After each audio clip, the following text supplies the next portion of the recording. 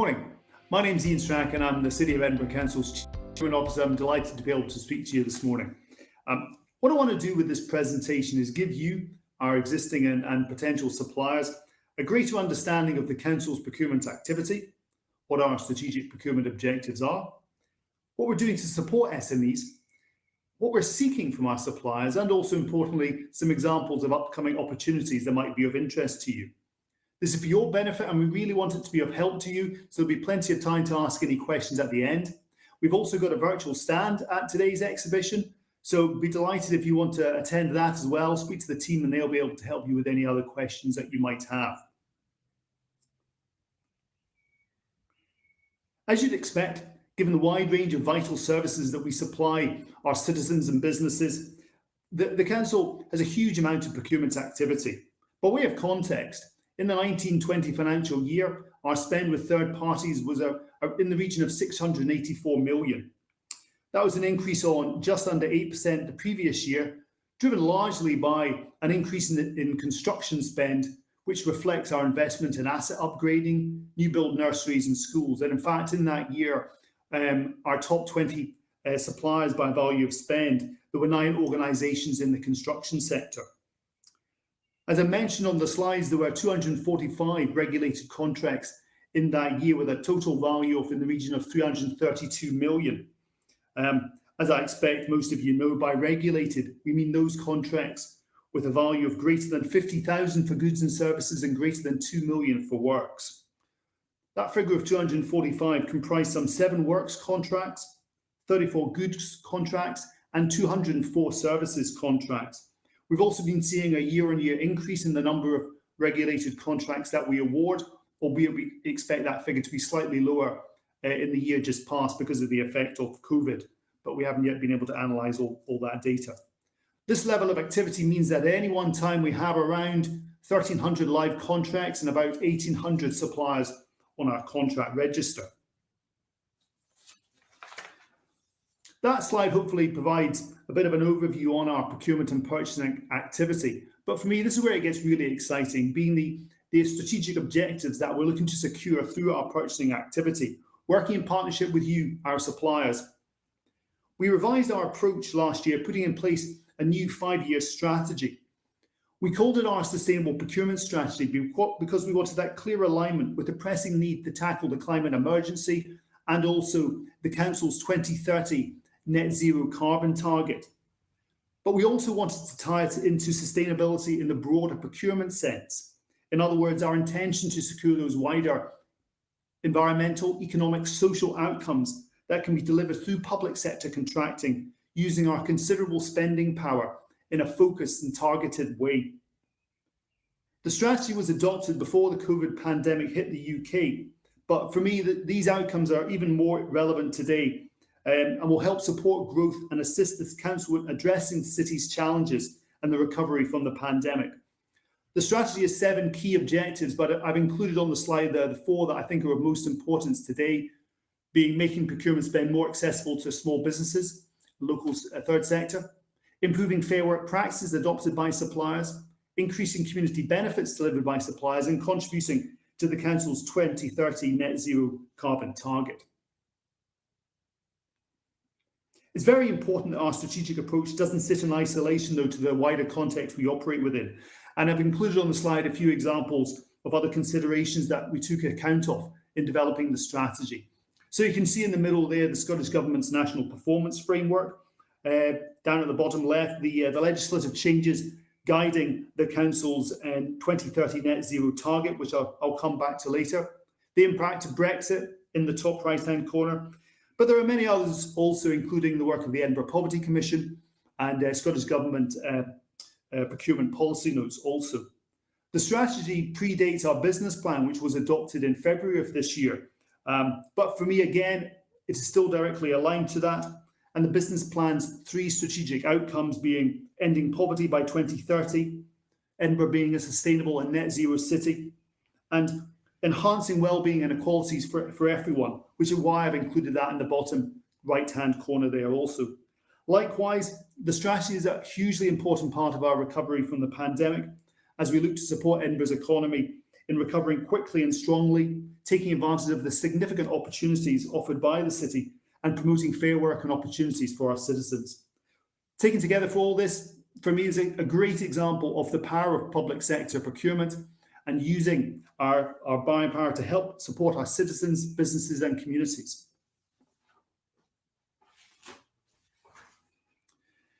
As you'd expect, the Council's well-established procurement procedures. They're partly to secure compliance and value for money, but importantly, they're also there to help secure the strategic objectives that we're looking for. In particular, there's already a lot that we have embedded into our procedures to support increased use of SMEs, and I've included a few examples there on the slide.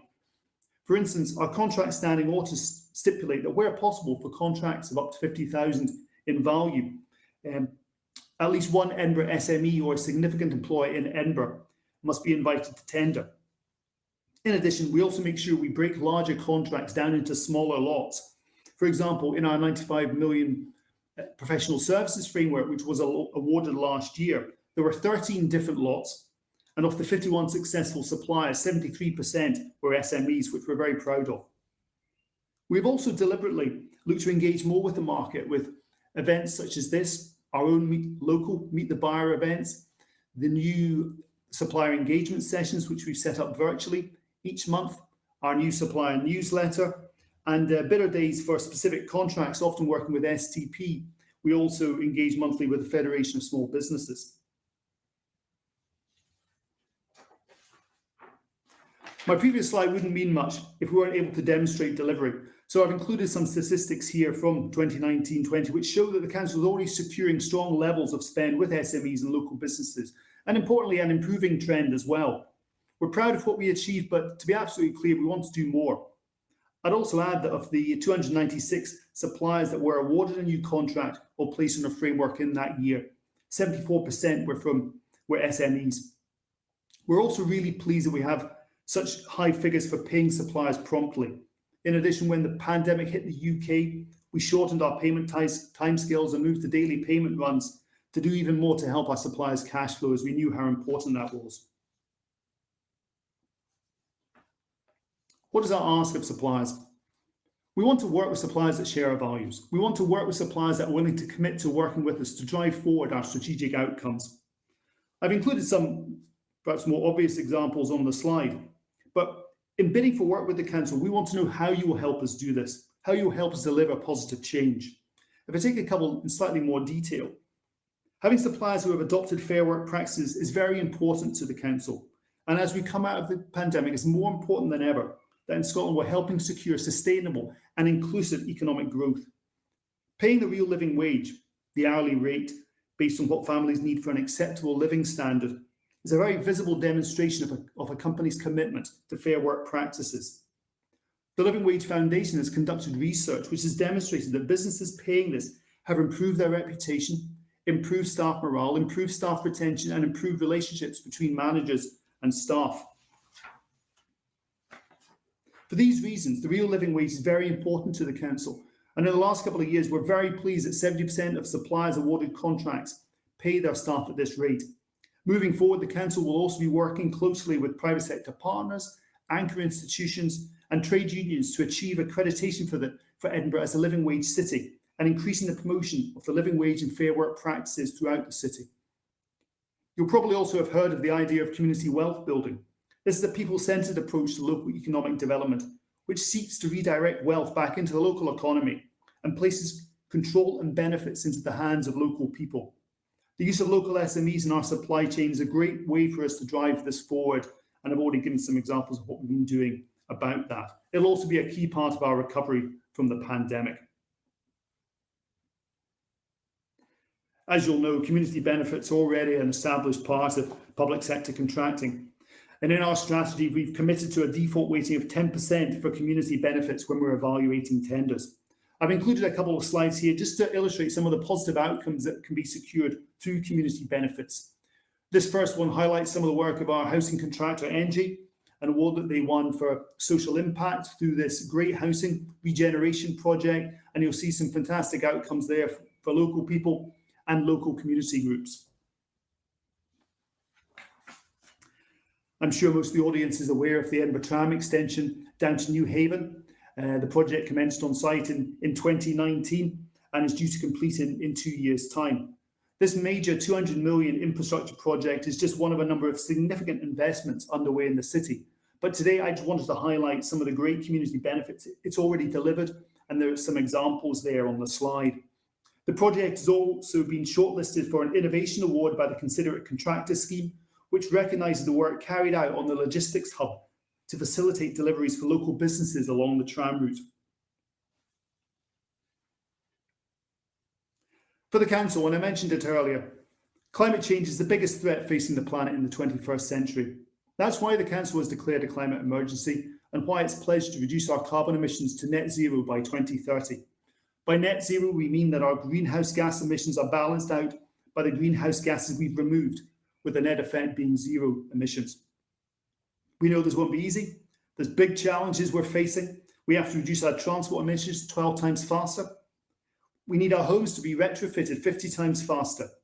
But we know that the Council has a key role to play in providing visible city leadership and leading by example. The Council is committed to using its significant policy and regulatory powers to lever net zero action in the city, and in addition, invest in the critical infrastructure that will be needed to drive this forward. It could be electric vehicle charging points, passive house schools, and a huge housing retrofit programme. We are also going to ensure that the Council maximises the outcomes from its own purchasing, and we're going to be working with key partners across the city, NHS, universities, to seek to ensure that all public sector procurement and commissioning actively supports the drive to net zero. We want our suppliers to be using recycled products, to be using electric vehicles, to be using local supply chains, to be designing delivery routes to minimise their carbon impact. We want them to be extending the life cycle of the products and equipment they use. We also want our suppliers to help us by highlighting new alternative low carbon approaches and innovation with new and emerging technologies, which will help us support our ambition. We expect many jobs to be created from emerging sectors and the significant investment which is needed to drive forward our city's ambitions. There will also undoubtedly be huge opportunities for those suppliers who are willing to help us, work with us to tackle this challenge, and are committed to doing so with other public sector partners as well, to deliver the positive change we all need. If you're interested in becoming a Council supplier, and I really hope that you are, or if you want to know what support is available, please come along to one of our monthly supplier engagement sessions. You can book by emailing the team. The address is up there on the slide. We also know how challenging public sector procurement can be for SMEs in terms of complexity, the time it takes, sometimes the feeling that you're not getting any effective feedback. We're committed to helping all suppliers, no matter their size, sector, in ensuring a level playing field in bidding for public sector contracts. So our supplier pages have more information on becoming one of our suppliers and all the support that's available to help you. I'd also recommend the Supplier Development Programme website as well. As you'd expect, all current and upcoming regulated procurements are advertised through Public Contract Scotland, and we always recommend to suppliers that they register there and they can sign up for email alerts on the types of contract opportunities that would be of interest to them. Again, it'd be great if you came along to the exhibition stand today and spoke to some of the team. My final slide today, I just wanted to give some examples of upcoming opportunities that we think would be of interest to SMEs and the audience today. As I mentioned earlier, we always look to make sure that we lot these appropriately, and we always encourage consortia bids. The trade materials one there, second from the top, which is mentioned, that's mainly to support the Council's housing service, undertakes about 130,000 repairs every year to our 23,000 council homes across the city. We're seeking a managed service provider for all trade building materials, but I mention this because we will be expecting that provider to be working closely with local supply chains, and we would expect some good subcontracting opportunities there. Thank you for your time today. I hope you found that of interest, and I'm very happy to take any questions people might have.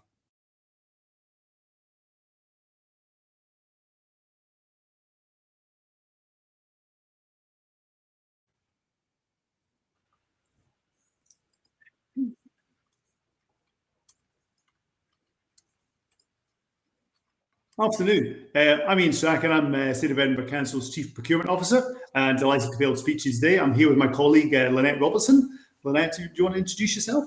Yeah, Lynette Robertson. I'm the Commercial and Procurement Delivery Manager for the team, which means I support the end-to-end tenders that come out to the market. So I'm happy to take any questions from you today.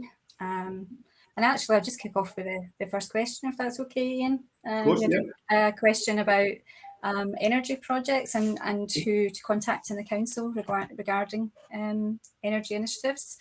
We've got a housing, energy and sustainable consultancy publication out at the moment. It closes on the 21st of June. And that's all about housing retrofit, just as you covered in your slide pack there, Iain. Looking at future heating networks and how we can support the council to meet its zero carbon targets by 2030. The team are available today to talk more about that. And actually, you'll find Stuart and their teams available from 2 to 3 this afternoon, and you can find out more from him. Thanks, Lynette. I mean, it's a great opportunity for the council here today.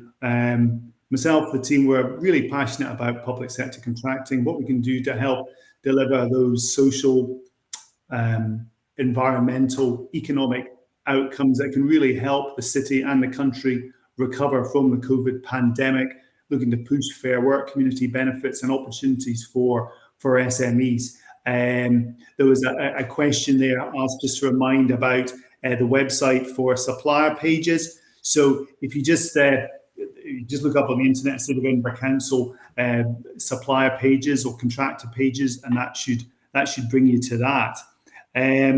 We've got Lynette has a question there about recommending the correct department for servicing, maintenance, replacement water sewage pumps.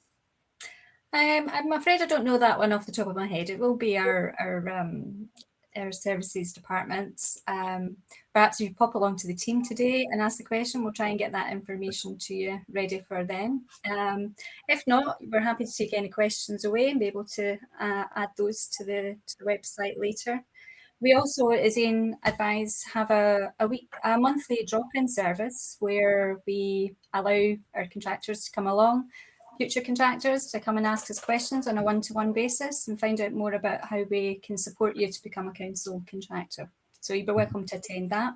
The next session is on the 2nd of July. What's Lynette, what's the email address that people should go to for that? Can you remember? Okay, so that's procurement.delivery@edinburgh.gov.uk. And that's also available on our supplier website. So you should be able to find that on the council website. That's great. Thanks very much. And I mean, a big thing of all of this today is our website hopefully got some very helpful information for people. We always encourage suppliers or people interested in being suppliers to register with Public Contract Scotland, sign up for email alerts for opportunities that might be of interest to them. And we'd also thoroughly recommend the STP website and materials there as well. Just trying to find another question there. The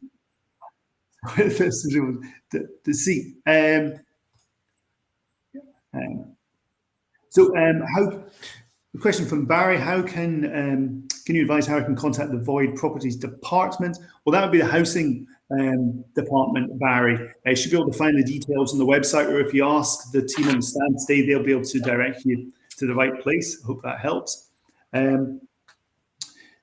Fergus asked a question around upcoming opportunities for sort of contracting engineering. We would potentially still use quick quotes for lower value opportunities. Certainly it depends on the nature of the works, depends upon a number of factors with the project in question. But again, we also always recommend people register on PCS and look and see what upcoming opportunities there are. Lynette, do you want to say a bit about some of the market engagement that we do on tender opportunities? Yeah, I mean, we've got a number. We've got 5 live opportunities at the moment, and where we're dealing with something that's complex or new, we try to have some sessions with our contractors to let them know what's happening. We've engaged with Supplier Development Programme. In fact, we've got an event tomorrow for temporary accommodation. And we've got another event on Thursday for community mental health projects. So engagement is something that we're keen to get involved in, as well as our drop-in sessions. We try to keep in touch with our business growth and inclusion team within the council to let them know what opportunities we have and what's potentially coming out to market. We also use Public Contract Scotland, so make sure you're registered there to let the market know about any future opportunities that are coming up. And we generally will come out and ask you if you're interested in getting involved and find out what your expertise is. Great. Thanks very much, Lynette. There's a question there. Do we have any plans looking at zero emission heavy vehicles? I mean, really topical question there. And there's a lot that we want to do around our fleet and that transition to electric vehicles, making sure, of course, we've got the right infrastructure there. Lynette, I'm not aware of, are you aware of any specific requirements around just now on heavy vehicles?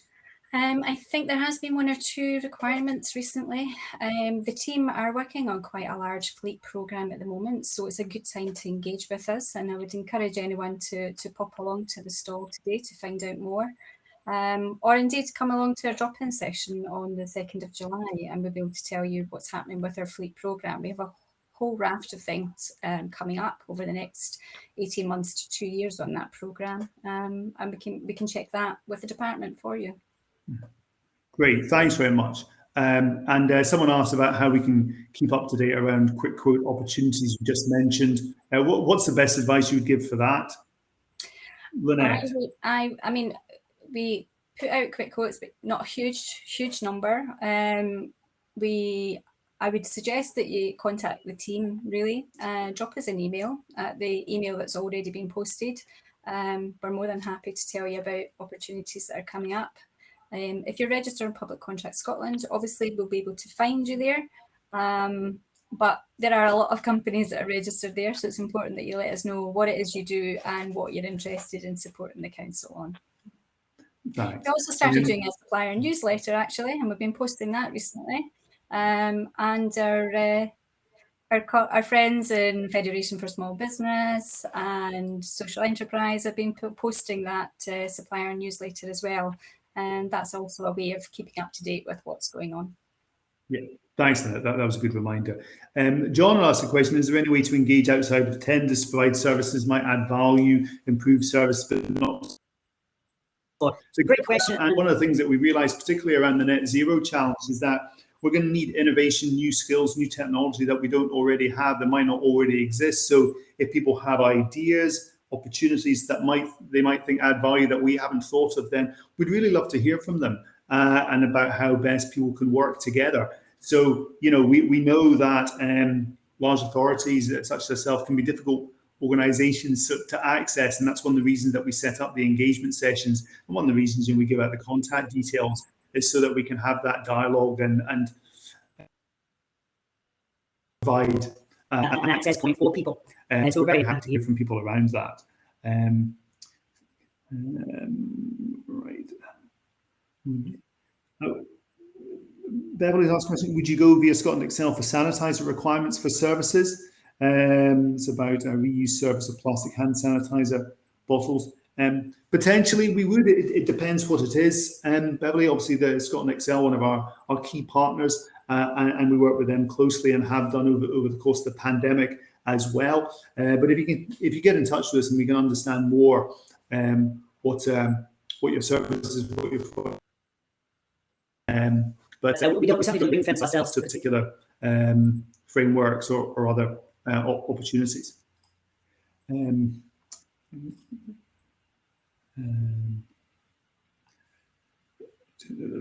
Okay, so I'm just scrolling down. Bear with me.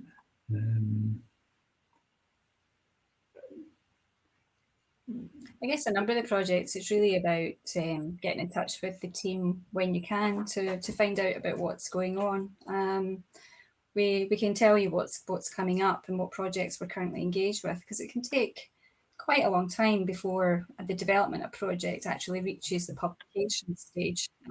So if you're keen and interested in something that's coming up, it's important that you keep engaged as much as you can to find out what we're actually working on, and you'll know it'll be there at some point in the future.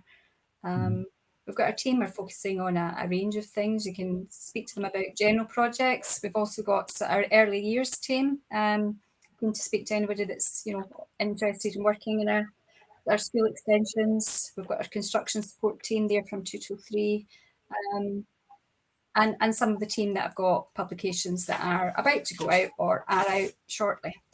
Some of the stuff that Iain covered earlier. Thanks, Lynette. One of the audience asked a question: has a manufacturing facility in Scotland, is that of any benefit to council procurement? Yes, it is, in the sense that where, in terms of the net zero challenge, we want to be able to work with some reduce the carbon impact of deliveries. So if we're seeing deliveries from shorter routes, conducted in a more efficient manner, then absolutely that's something where we would appropriately take into account when considering opportunities and contracting. There's a third sector organisation asking if we give extra support from the council. Certainly it's something that we do when we can. We have a number of projects that third sector organisations are interested in working through. And what we try to do in those instances is provide extra time for any tender submission, and also to identify what support measures we can put in place to help you along that journey. We do a lot of co-production, particularly in projects associated with care, which third sector organisations support quite a bit.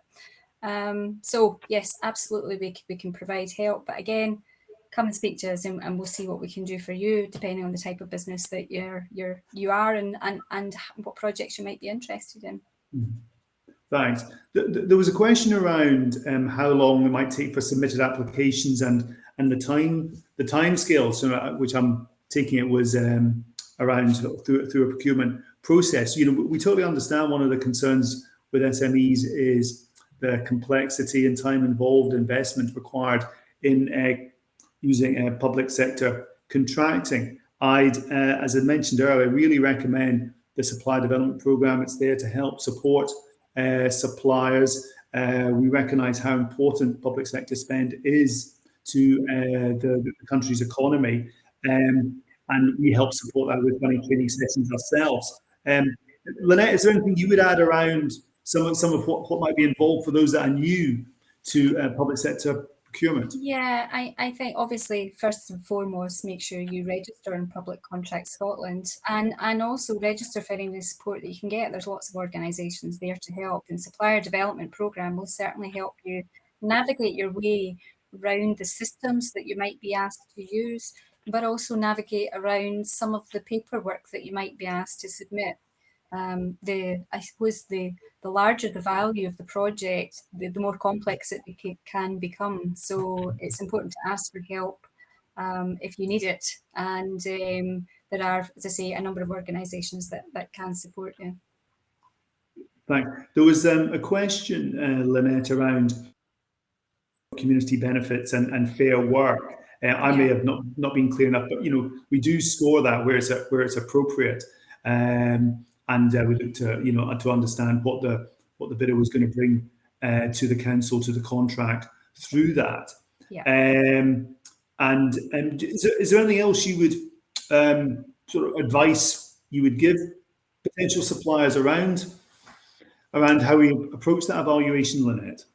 Well, absolutely. I mean, community benefits is certainly a priority for us. It supports council in a major way in terms of leaving a sustainable outcome for the contract. So it's not just about the delivery, it's about how it can enhance the locality. So some of that, we look at how we can support supply chains within our localities, how we can support social enterprises and third sectors, and actually essentially how we can generate new jobs and support training, particularly for young people or disadvantaged that need that step up and help on the ladder. Fair work is absolutely important for us. It's a key priority for our strategy for the council, and we're an accredited living wage employer, and we certainly want our contractors to be working towards that type of accreditation if they can.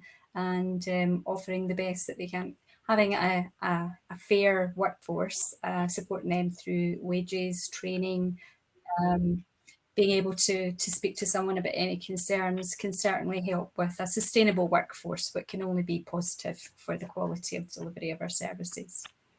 Okay. So thank you very much for your time today. That was very helpful.